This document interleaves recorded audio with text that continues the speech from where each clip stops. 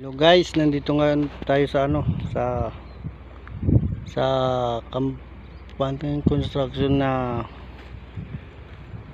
Wellington. Dito assemble tayo ng transmission ng dozer Komatsu. Hindi na ganun basa yung ito. Yan itong mga ayan po yung laman loob po ng transmission,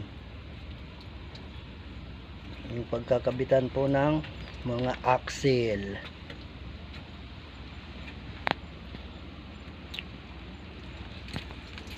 Linis muna tayo guys.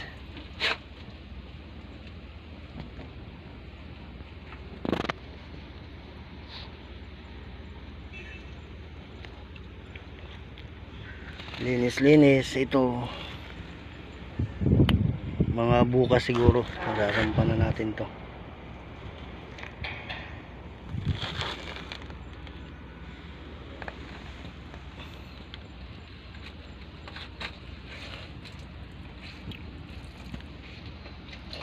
Daming luga, no? Luga ba? Naulanan kasi. Pag malinis na yan, okay na yan. Mas lagay tayo ng silicone.